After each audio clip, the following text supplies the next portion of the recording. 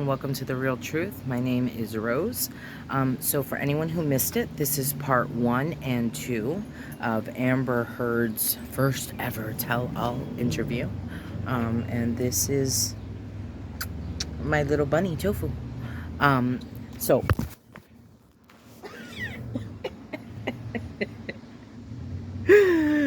sorry, the camera fell. I am not going to interrupt with commentary for now. I am trying my best to do the live streaming of part 3, which is today at 8 p.m. Eastern Standard Time. And so hopefully I'll be able to live stream that with limited commentary. I don't want to interrupt the interview. So maybe I will add commentary afterward or just have limited interruption depending on if there's commercials. So enjoy, and I will see you soon. Bye. It's been about more than a week since the verdict. As you sit here with me now, has it sunk in? How could it? It's surreal and difficult. In part, yes. This has been a long time coming. Do you stand by your testimony and your accusations against Johnny Depp about abuse? Of course, to my dying day, will stand by every word of my testimony. I think vast majority of this trial was played out on social media. I think that this trial is an example of that gone haywire, gone amok, and the jury is not immune to that. You think the jury saw it? How could they not? I think even the most well-intentioned juror, it would have been impossible to avoid this. Every single day I passed for 3, 4, sometimes 6 blocks, city blocks lined with people holding signs saying, "Burn the witch," "Death to Amber." After 3.5 weeks, I took the stand and saw just a courtroom packed full of Captain Jack Sparrow fans who were vocal, energized. Can you put into words how that felt?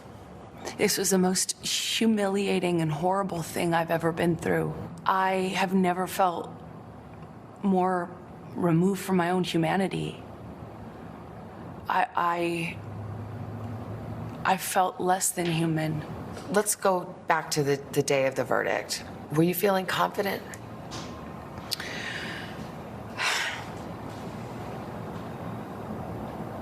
That's a great question.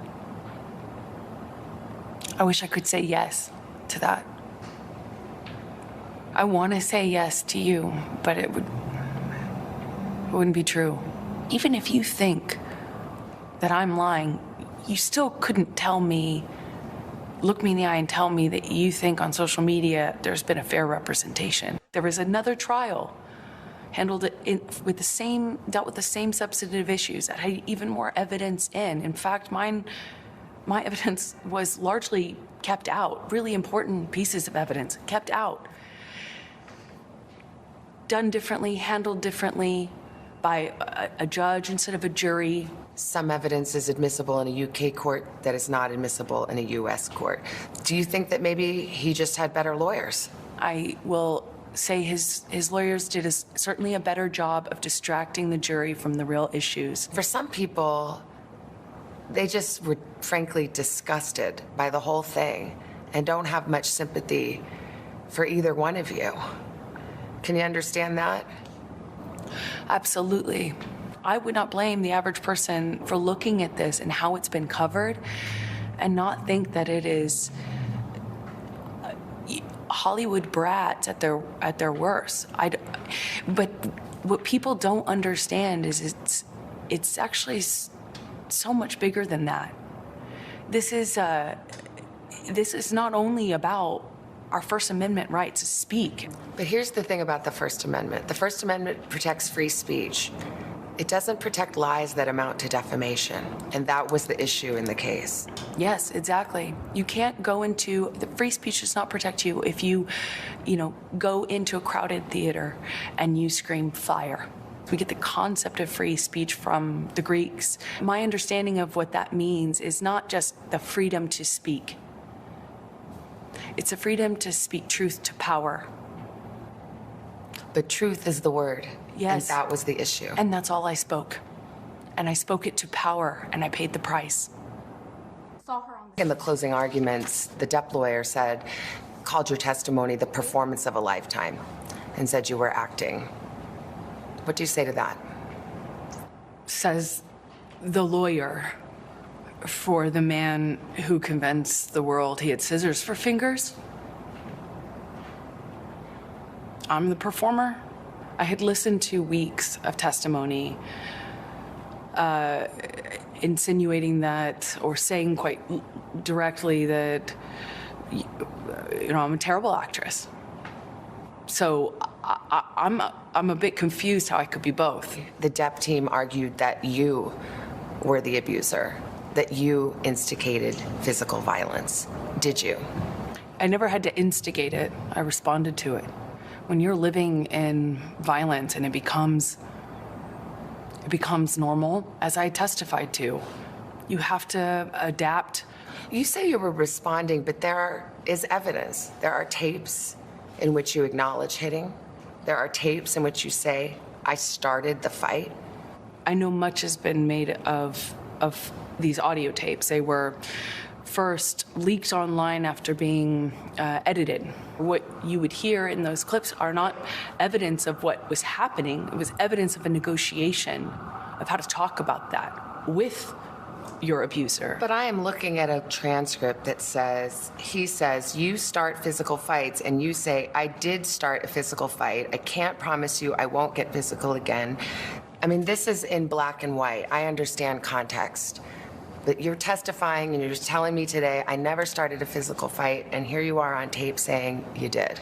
As I testified on the stand about this, is that when your life is at risk, not only will you take the blame for things that you shouldn't take the blame for, but when you're in an abusive dynamic, psychologically, emotionally, and physically, you don't have the resources that, say, you or I do with the luxury of saying, hey, this is black and white, because it's anything but when you're living in it. But then there are other times, there's another tape where you're taunting him and saying, oh, tell the world, Johnny Depp, I, a man, am a victim of domestic violence. 20-second clips, or the transcripts of them, are not representative of even the 2 hours or the 3 hours that those clips are excerpt from. Could your side have just put the whole 3 hours in then? I'm not a lawyer. As I testified to, I was talking in those recordings as a person in extreme amount of emotional, psychological, and physical distress. He says he never hit you. He can't. Never. Is that a lie? Yes, it is. What about the witnesses who said they have seen you instigate physical violence? I've seen firsthand how people will file rank person they depend on. Did they all come in and lie in court? I am not here to call any of his witnesses any names. I'm here to just kind of talk about it from what it felt like for me as a person who sat there. When I asked his lawyers, why do you think you won? And the answer I got was, because she never took responsibility for anything she did in the marriage. I did do and say horrible, regrettable things throughout my relationship. I behaved in horrible, almost unrecognizable to myself ways. I have so much regret. I freely and openly and voluntarily talked about what I did. I talked about the horrible language. I talked about being pushed to the extent where I didn't even know the difference between, right and wrong. I will always continue to feel like I was a part of this, like I was the other half of this relationship, because I was. And it was ugly and could be very beautiful. It was very, very toxic. And we were awful to each other. I made a lot of mistakes. A lot of mistakes. But I've always told the truth. There's a text message where Johnny promises total global humiliation for you. Do you feel like that came true?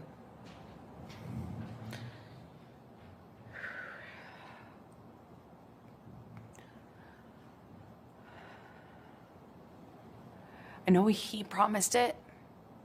I testified to this. I'm not a good victim, I get it. I'm not a likable victim. I'm not a perfect victim. But when I testified, I asked the jury to just see me as human and hear his own words, which is a promise to do this. It feels as though he has. Amber Heard reflecting on the ripple effects of her tumultuous trial with Johnny Depp. Having been found liable, are you nervous, as we are here today, about what you can say now? Of course. I took for granted what I assumed was my right to speak. Do you feel like you could be sued again by him for defamation? I'm scared that no matter what I do, no matter what I say or how I say it, every step that I take will present another opportunity for this sort of silencing, which is what I guess a defamation lawsuit is meant to do. It's meant to take your voice. But Amber is still speaking just days after a jury stunned many and found the actress defamed Depp in an op-ed where she said she was a public figure representing domestic abuse. The piece, which never mentioned Depp by name, was published 2 years after the couple announced they had settled their divorce. Life had seemingly moved on, and you decide to write an op-ed. Why did you do that? Because the op-ed wasn't about my relationship with Johnny. But it alluded to him. It was unmistakable. You know, what the op-ed was about was, me loaning my voice to a bigger cultural conversation that we were having at the time. Did you worry? Gosh, I'd love to be a person weighing in on these cultural issues, but that's going to stir this all up again. I obviously knew it was important for me not to make it about him or to do anything like defame him. I had lawyers, teams of lawyers, review all the drafts of this. When you wrote this op-ed, it was the height of Me Too. Legions of powerful men being canceled, losing their jobs. Did you want that to happen to Johnny Depp?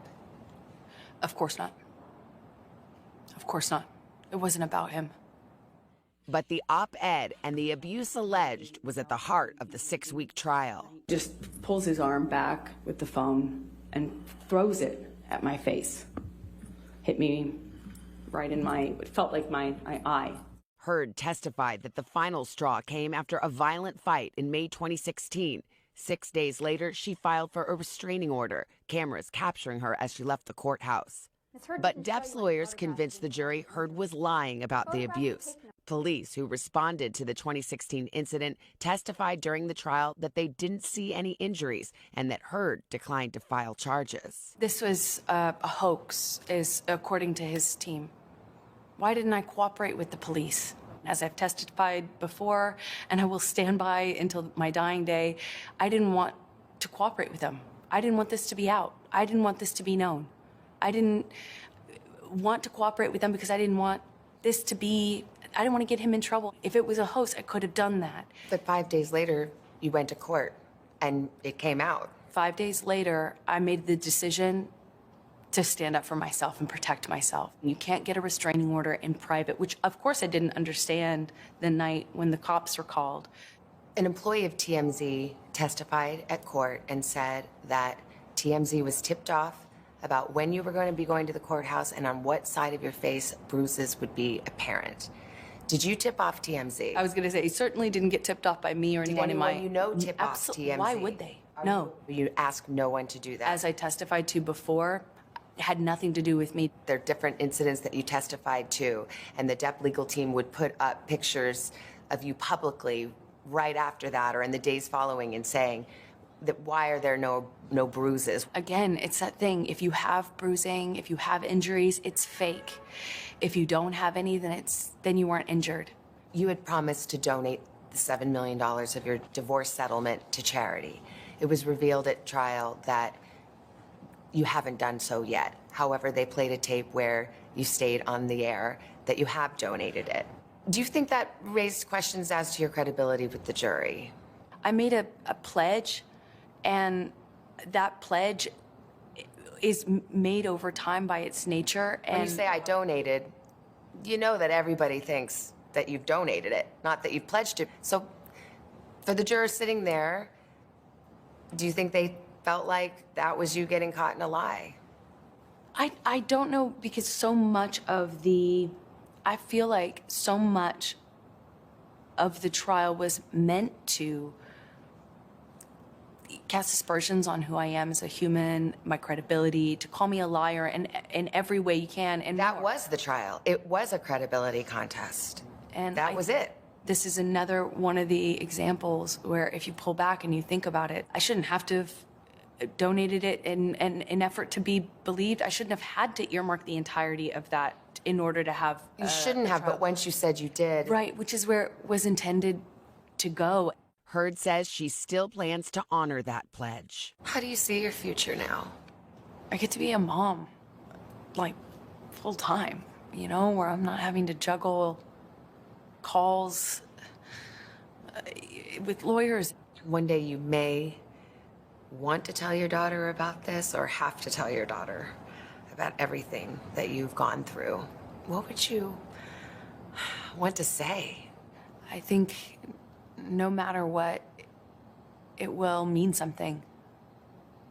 I did the right thing. I did everything I could to stand up for myself and the truth.